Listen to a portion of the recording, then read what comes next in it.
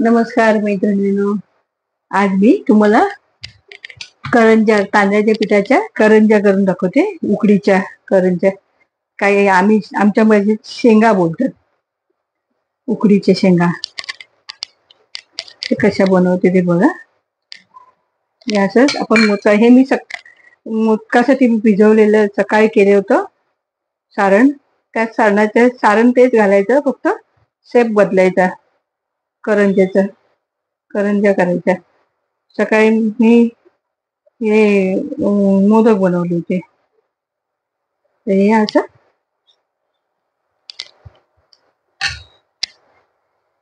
कडक घालायचं.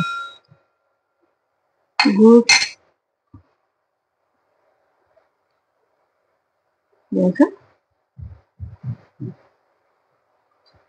घालून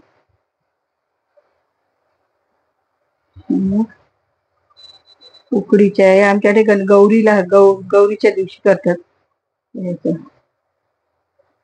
मी घरातलंच पीठ वापरले, चक्कीतून दळून आणलेलं.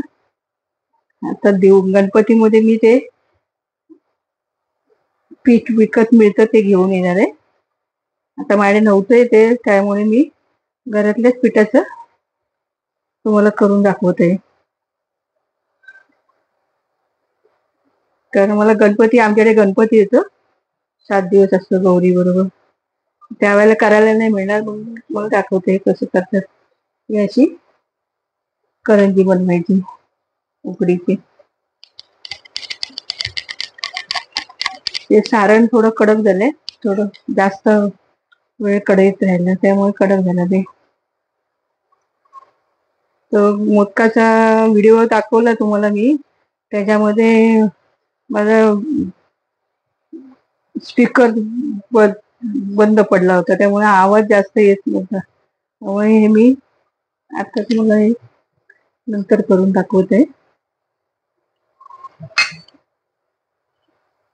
हे असं पारी करायची. याला उकडीच्या शेंगाने तर करंजा बोलतात. आणि कोकणामध्ये आम्ही शेंगा बोलतो. काही लोक नेवऱ्या पण बोलतात. काय काय नावं असतात प्रत्येक जण. याची मुरड घालायची त्याला, अशी छान पैकी अशी मुरड घालायची. त्याला मुरड बोलतात आमच्याकडे. अशा मी करते. हे आता आपल्या तांदळाच्या पिठाच्या करंज्या झाल्या आहे. शेंगा बोलतो आम्ही त्याला. अशा झाले. मी आता अशा कढई पाणी गरम करून ठेवलं आणि त्याच्यात मी थोडे मोदक पण केले.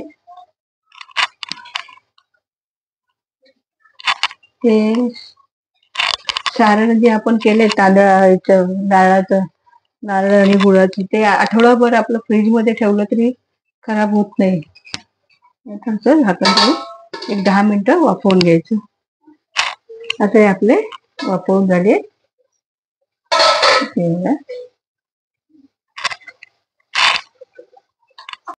मी उकळलेल्या करंज्या बनवलेल्या आहेत, वाफवून घेतलेल्या.